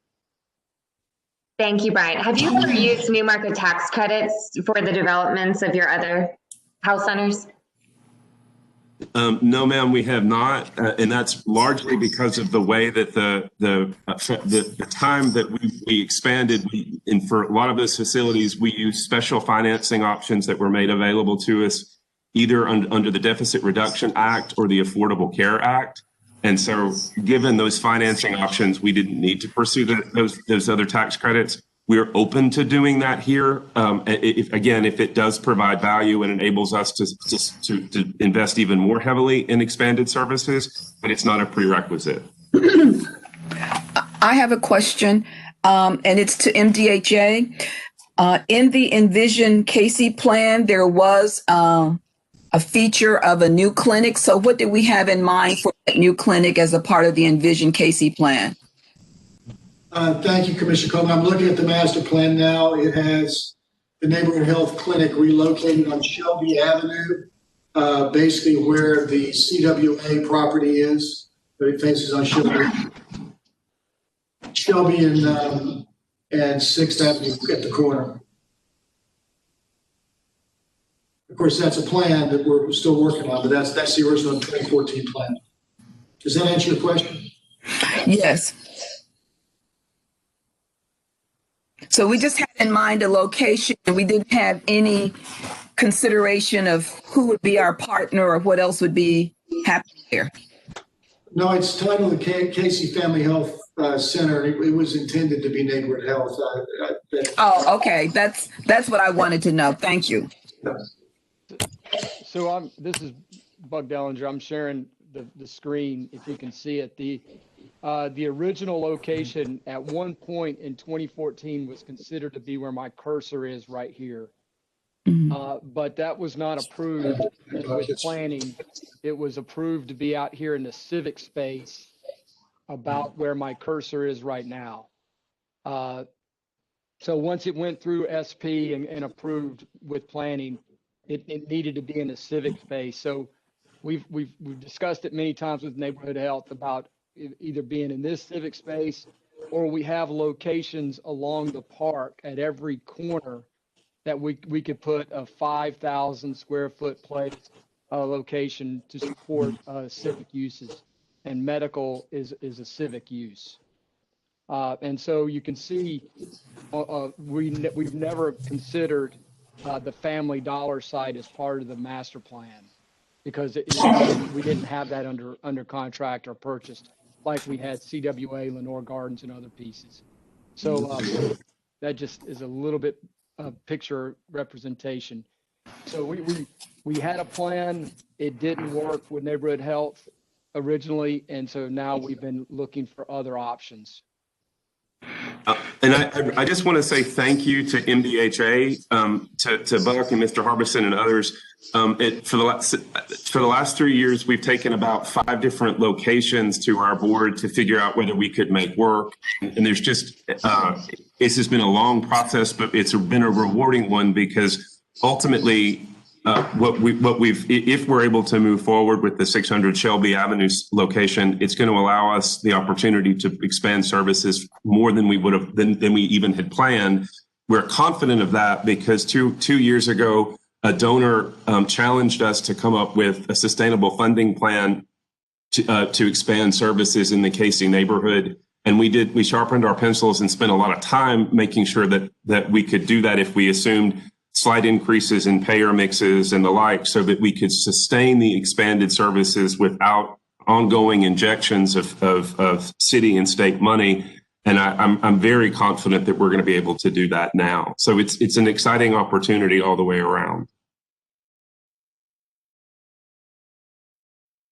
So can someone help clarify, and forgive me if you just cover this, but I'm not sure if I'm totally following. What were the alternative sites on Casey that were being considered, and what are the pros and cons of the various sites? That's a pretty long conversation. It's been, as Brian said, we probably had at least 5, it might be a half dozen. And they've included a variety of sites, including the area Buck identified along the future park. The original master plan, as I said, does have it at the corner of 6th and Shelby. It's been considered part of the mixed-use development. There's been a variety. The general con has always been financial, to be blunt, and we just didn't have a good way to make the numbers work for both sides. We've had grant applications going, to my knowledge, 3 times that we're very hopeful on, successful securing the grants, and it's largely been a financial issue of how best to find a way forward with neighborhood health. So Jim, help me understand it. Why have the financials not worked out on other sites, but they're working out on this site? On other sites, you can use low-income housing tax credits and a variety of other tools. For the neighborhood health clinic, there weren't those tools available. And just so what's allowed, Commissioner Thaden, is in the civic space and in neighborhood center is allowed to put a medical use. And so we've looked at all the places along the park. We looked at a place over here near Martha O'Brien. Currently the clinic is right here, and it's half in the park, half where that yellow block is at right now. So it's been some. I don't know what's changed financially. Because to put it together with a new market tax credit, it needs to be in the sweet spot of about a $10 million project. This current building is about a $3 million project, so it doesn't fit the scope of what works for a new market tax credit. So when we tried to put it together with a community space, with an activity space, or brought in a commissary, when we tried to pair those uses together, that was something that neighborhood health was not comfortable with, because they want to have ownership of their building on their property with no condominium arrangement. So that made it hard to fit on the current schedule of how we're financing and putting together financing projects around Casey. And just to clarify, Commissioner Thaden, it's a very important question, and Buck spoke to it well. Some of the original tenants that we were looking at included the Metro Police Department, and we certainly have nothing against the Metro Police Department, but we do serve a large number of individuals of uncertain immigration status that live behind the Casey neighborhood, and that was a little bit of a concern. At different points, we talked about sharing space with parks or libraries. We couldn't figure out how to do the condominium arrangements when there was uncertainty as to who the other tenants might be, and that changed a couple of times. Our board generally had, we insisted on having a ground floor space that we have now and is typical in healthcare. The other arrangements, I think everybody wanted their ground floor, and so we couldn't figure out how to sort of navigate those kinds of questions. I think we looked at a different space where there were some zoning concerns, and so I think we've been around the block of literally several different blocks actually trying to figure this out, and it's come down to how do we find the opportunity that really can make this work. I think financially Buck is right that it was paired with other proper or other uses in order to qualify for new market tax credits, and that's all fine and good.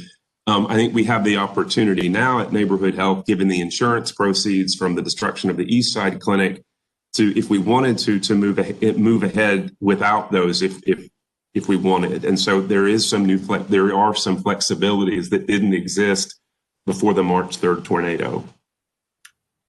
That's right, Emily. And the big thing that has changed is that we bought the land. That's really the big thing that has changed, is that we bought, MDHA paid $1.6, $1.7 million for a piece of land that already had a building improvement on it. And in the frame of reference that was leading up to today, Neighborhood Health kind of thinks that their land is worth at least $1.6 billion. And so going into it, if you were to swap, they would swap into a building that was newer, better located for them. And effectively, the position is that if MDHA wants to build its park, it would have to buy the land from Neighborhood Health anyway to facilitate its park. And so if you're going to have to buy my land anyway to facilitate your park, and you have another site that's probably, at least in our mind, is equal to the value, why don't we just swap? I think that is what's actually occurred. Let me clarify. That's not exactly true. The valuation that of $1.8 million is about 3 years old, and that's not our valuation. That was something that MDHA came up with, I believe, based on some property tax assessments. So that is an entirely independent consideration. I think the question around the acquisition of the property, you're exactly right, provides an opportunity. The fact that there is the properties, if you paid under market value, it's only appropriate for us to pay market value for that property. So if you paid under market value, then we need to come up with the difference. We're not looking for a subsidy from MDHA to make this work. Not at all. And so no, we're not. I wasn't suggesting that either. I think what was the big material thing that has changed is simply we own a piece of property that has an improvement on it now that's suitable for your purposes. That's the big change, because before we acquired that, it was all greenfield. So for me, the question I have, because I kind of see this as possibly being a win-win for everybody, unless MDHA has some purpose for the property. And then the other piece of it is if they're comparable in value, or how we're going to make sure that it's an even swap, if that's what we eventually do. This is Bill Purcell. Can you hear me? Yes. Okay. This is very helpful, Brian. First of all, thank you. Thank you and your board members for taking the time this morning. This has been in the ether, but now it is very much on the ground, and we see it and we understand more than we ever could have. But let me just be clear, following up on Aoli and both chairs' comments.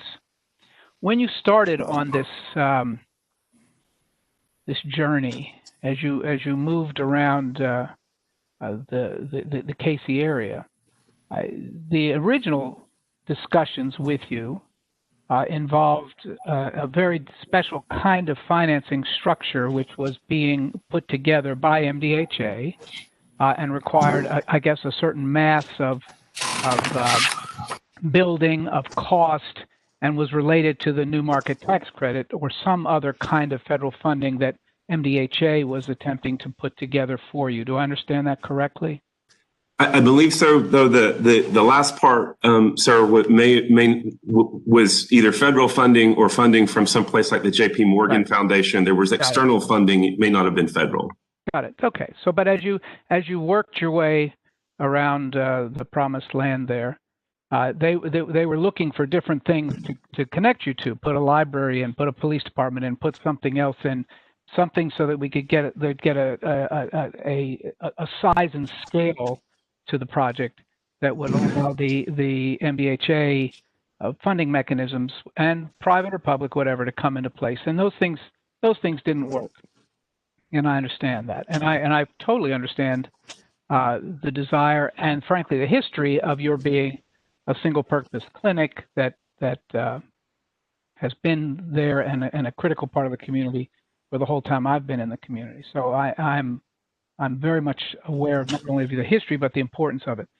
The question I have, and back to Aoli's point, are you planning to use the Family Dollar building, or are you planning to build a new building? Conveniently, the Family Dollar building is about the same size as our existing structure. So what we would propose to do is entirely rehab the existing Family Dollar structure, not tear it down, but we would rehab it. And there's because it's more or less a shell inside, we think we're pretty confident that we can do that cost effectively. The Family Dollar, the other thing that we were worried about for different sites that we looked at were parking. And the Family Dollar structure, I went over there and counted, I think there's 34 or 35, depending on how you count, parking spaces, which is just about the minimum number. I think we were shooting for 37, 38. So we don't, and I think if you shave part of the loading dock off, you can squeeze in 2 more parking spaces. So that plot, if you will, matches up to both the parking requirements and the square footage requirements for our existing clinic, and we think we could make that work. Understood. Okay. So now that you now have the major difference, and I only touched on this, is that you have the financial ability, because of insurance, because of all the things that you mentioned. You don't need that complicated financing structure that MDHA was attempting to think about or put together for you. You're in a position to do what you need to do with your own resources. And I think we hear you, and based on history and your own credibility, I wouldn't have any question about that. But I do have this question for you. As you look back through there, now no longer thinking about police stations and fire stations and libraries or anything else that might have been in anyone's planning or thinking at a time. As you look at that diagram that Buck has put there, is there some place that you would rather be? Is there some place in there that would be more conducive to your population, your current and future? Would you rather be more amongst the people of the community, or do you indeed prefer being on Shelby? So I think that it's Shelby offers 2 advantages. The first of which is proximity to the bus stop for disabled individuals, and we're serving more of those. The other is proximity to the Edgefield Manor property. And especially with the pharmacy, we want to serve more of those individuals. We're going on property at Edgefield Manor, I think in 2 weeks, to do a flu shot clinic because a number of those residents don't feel comfortable walking the 5 or 6 blocks up. And, understandably, that's a building that serves the aged and disabled. So I think what we're trying to do is get as close as we can. We're trying to create sort of walkable access for as many people as possible, and taking into special account some of the limitations of individuals that we're serving there.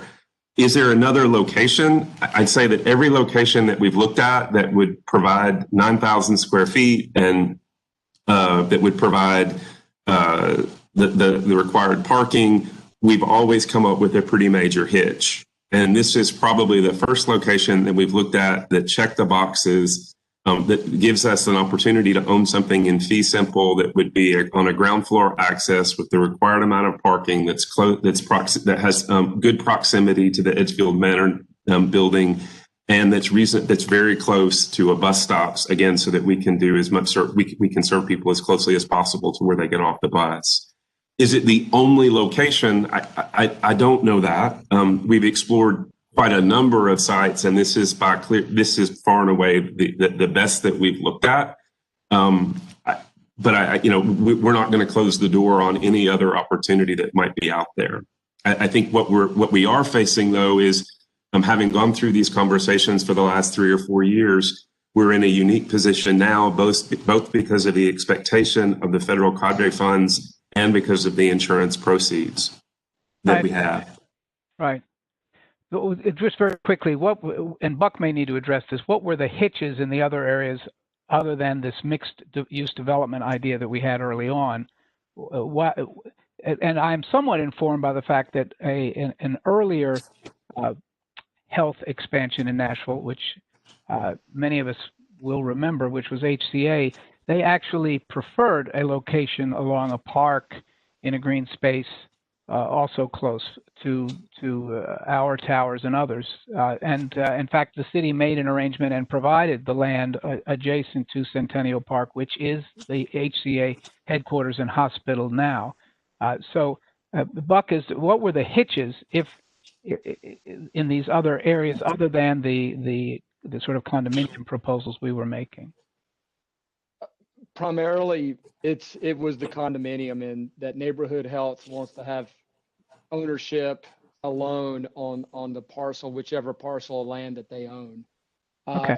As we look at this chart, I'll mention again, and I blew through it quickly, but all along every one of these corners is a 5,000 square foot, which can be upgraded to 10,000 square foot area, a building that could be put on that corner. Now, in most cases, we would ask Brian if we could, or his board, to consider if we could put residential on top of their clinic, and they didn't like that.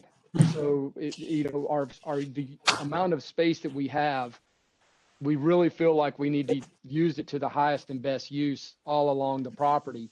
And so a single story building that's 9,000 feet with the amount of space, it requires at least 1 acre of land. So 1 acre of land inside the Casey footprint with no other use on top of it or taking advantage of the vertical opportunity is a real cost when we considered that in the past. I understand. But if I might, just a quick clarification. I don't know that our board does not have to have. There's never been a requirement for a standalone building. It's a preference, but not a requirement.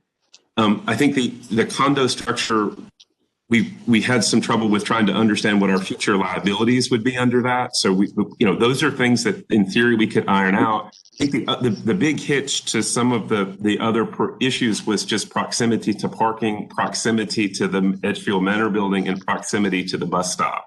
So those were also sort of key issues. But again, we don't want to put an impediment in front of any option that provides the necessary footprint, that provides the necessary square footage, that has proximate access to Edgefield Manor for those residents, that has good access to a bus route, and that has adjacent parking. I mean, I think we're open to anything that gets us to the finish line and enables us to expand services.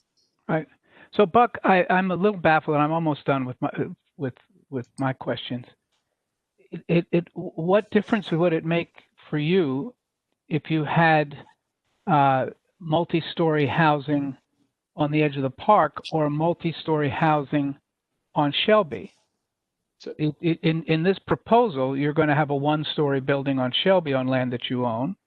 And in any of these other locations or corners, let's assume for a moment it was a 1-story building for simplicity of purpose and all the things that Brian has mentioned. And I think I hear him on that. What's the difference between having your residential housing on Shelby or somewhere internal? So I don't think that Brian Hale is agreeing for us to put residential on Shelby on top of their building. No. But what I'm saying is, he is proposing that he would be on Shelby in a square that's as large as anything else that might be provided. You were saying you were resistant to giving up land internal to Envision Casey because you wanted multi-story, but at that time you didn't own the corner on Shelby. You now own it. I guess I'm not clear that. So the areas that we were looking at on the park were also a mixed use with the residential opportunity on top. I understand. When we didn't own the Family Dollar property. So when we purchased the Family Dollar property from a highest and best use, it was 1.7 million with a vertical height restriction of 60 foot. So we envisioned that would have been a great opportunity to build up to 5-story along 6th and Shelby for all opportunities for affordable housing and market rate, or even retail on the bottom floor, because it's got a mixed use approval. So it becomes a value proposition versus a monetary proposition, because the highest and best use from a financial standpoint is to go 60-foot vertical on that corner and not a single story. However, Brian's services do a lot for the community. Is it worth giving up 4 stories of space that we could do something with on this property that we paid a premium for because it had a pretty high height restriction up to 60 foot on the street? Along that street in a lot of places is residential 1-story. So that's why that's a good corner to be on. I understand. So Yes, so sir. Buck, so that was your thought about that, more housing, more of everything on that corner on Shelby. Why wouldn't that, if you could go forward with that, why wouldn't that lessen the need for you to maximize the housing development on one of those corners in the neighborhood core that you described to us? Why couldn't you give up a couple of stories of residential in your neighborhood core to allow the clinic to go forward, and in return you'd get to do much more on Shelby? Correct. And so that's where we were willing to go, or we can consider that even more, about is a 1-story construction in the neighborhood core area on this map, north of the civic use, or along that area. Which was something that we really didn't want to do before, because we were trying to maximize housing and we didn't have the Shelby property, right? Correct. Yeah, I'm finally getting to your point. Yeah, we didn't have that bump out. We didn't have that space before, and it was never considered in our overall options for all of our residential, as we got to look at the density to meet the build out requirement. Well, the smile that I saw on Commissioner Ansari's face tells me my work here is done. Thank you, Madam Chair.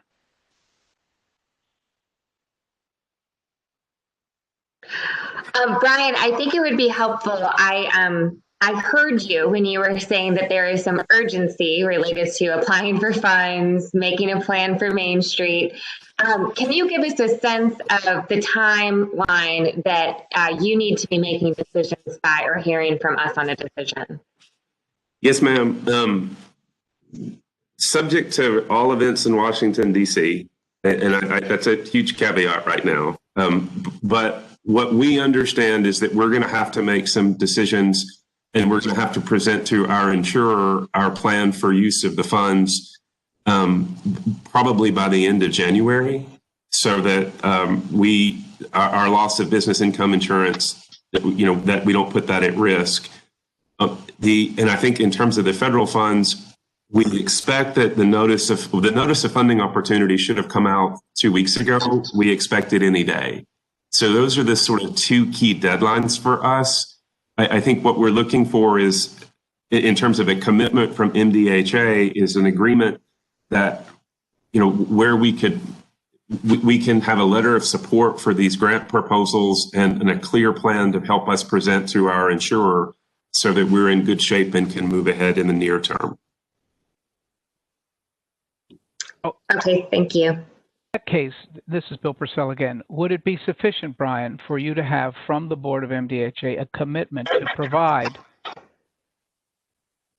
a commitment to provide within the footprint of Envision Casey sufficient square footage on the ground to allow the project to go forward roughly in the way you've described? Or do you need a commitment of some particular dirt? That you understand my question? I do. I think we need a commitment on some specific dirt. Now the question becomes what for the cadre funds, can we change that piece of dirt subject to new information? Probably. So I probably need you to commit to a specific piece of dirt, but then, and we'll know more as soon as the notice of funding opportunity comes out. Can we change that going forward? I believe the answer is yes. If I could step in, I think that's the issue is what are the grant requirements? Because when the dirt changes, the costs change. And so that changes the whole budgetary information in the proposal. And that's what you're trying to balance, as well as these timelines here. So if the notice comes out within the next few days, then what's the deadline to submit? And in order to submit, you got to have basic information from which to prepare the proposal. And I think those are the tensions that exist here, thinking about changes in location and what all that would look like, and then trying to do that within a short period of time to get the proposals in, so you don't lose the opportunity for these additional funds. Yes, ma'am. And just to clarify, what I would imagine us being able to do is submit a proposal, put a budget together on that proposal, and then if the proposal is accepted and approved, we can petition to redirect those funds or do an amended proposal after approval. I think that's feasible. We might need we might need an address for a placeholder in the original proposal. So I think there may be some flexibility on the back end. Again, we're not working with we're not used to working with an administration that functions quite like this one. So we'll see, or potentially the next one. Brian, my final question for you is, would you all be open to continuing the conversation about if we were considering 600 Shelby for all of the reasons you mentioned, trying to work through the issues of liabilities and considerations that you had where we could be putting residential above the clinic? Yes, ma'am. And I think one of the things that I don't know much about real estate, but I understand flexibility is a virtue. And so I think we're more than happy to work through that. I think as much as we want to be as flexible as we'll be as flexible as it's required to get new services into the KC neighborhood. The key for us is to have a decision nearer term, in part because we've been waiting for 3 years. And I think at the end of the day, I've got to make sure that roof doesn't collapse in the current clinic so that we don't spend more than $250,000 on something that's just sort of silly. And, if as Mama would say, if it doesn't rain that hard, we're in good shape. And so that may be the ultimate decider. And not to put too fine a point on it, but that's an older building and it's not held together by baling wire and duct tape. I mean, that's an exaggeration. It's in reasonably good shape. The roof is the real concern. But the roof, there may be some baling wire up there, and that's where we got to be a little careful.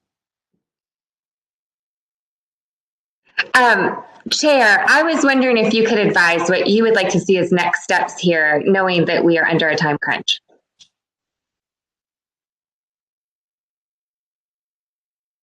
Well, I think, first of all, we should plan, based on what I've heard, that this would move through our process for consideration in December. It seems to me that would meet your needs, Brian. And I understand about the roof, but we both know that you're not going to be in the new building before. It's going to be some months. So you got the roof problem through the winter, snow, and the rest. We don't want to delay you another 3 years, but at the same time, you've had to be prepared for the roof issue for some time. So we are sensitive to that. But the main thing we're sensitive to, I think, and I believe I'm reading the committee's right, is the opportunity for funding and the opportunity for you to move forward with a vision, which I don't think there's anyone on this call anyway that has expressed any concern about that.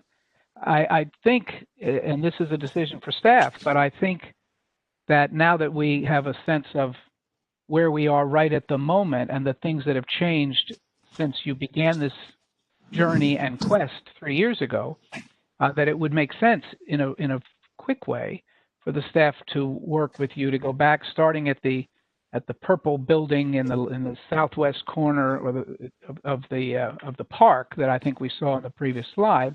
Look and see what's possible. That there, other corners, because in that case, particularly in terms of the overall goal of the agency to maximize housing and mixed use and all the rest of it, it may very well turn out that our doing a project 5 stories tall on Shelby, it brings a lot more value to the overall development than is lost by letting you have a 1-story on the interior, which is where you are already, and so are others.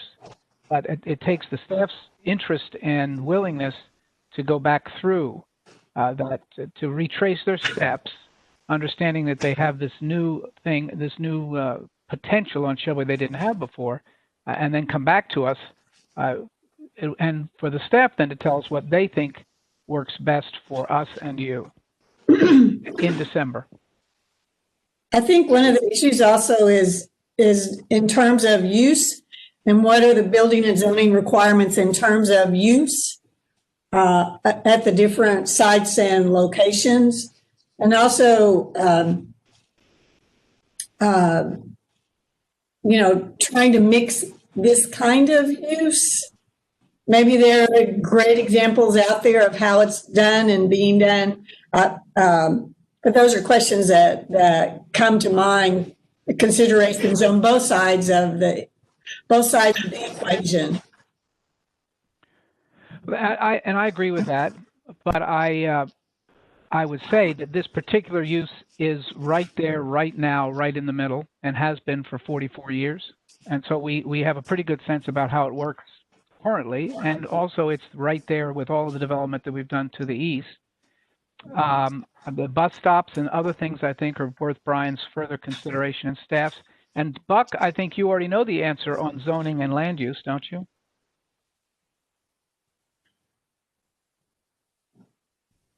Yes, sir. We know what zoning and land use is on Casey and also on Shelby.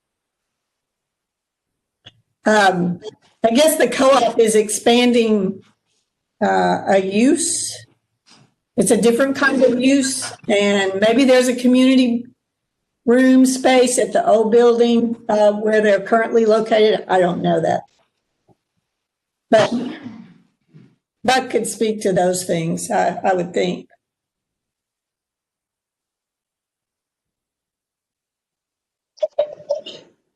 I think the community space is allowable, but I'd have to check. I don't think there's a special code for a meeting space necessarily, but if the medical uses are allowed in the civic space and also in the neighborhood core. I'm sorry, not the neighborhood core.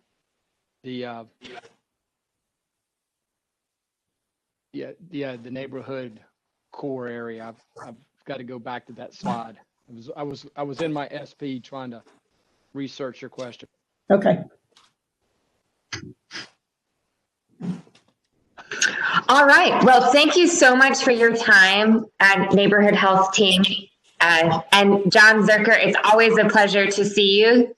Thank you for not only being a resident leader of Casey, but also serving on the board. Thank you. So with that, oh, go ahead, Paula. I just realized that was Mr. Zerker that I worked with on the housing committee of the NAACP. Hello, and I still see that you're carrying on. Nice to see you and hear you. Thank you. It's all about housing and homelessness for me, and I'm glad to be here when it comes to health, mental health, and all the things that this program provides for the communities that I live in, the people that I serve. So I hope that you all really consider this seriously, because the timeline is very important for my community, and especially for the ones who are moving into the new development who are not quite prepared. This community center has resources that will help support what we need to keep people housed. Thank you. Good to see you as well. Thank you. So we are out of time today with this meeting. So I propose that we adjourn the meeting, and if we want to continue the conversation, we can at our next committee meeting. With that, is there a motion to adjourn? All right. I will see you all on Tuesday morning then. Thank you. Bye, everyone.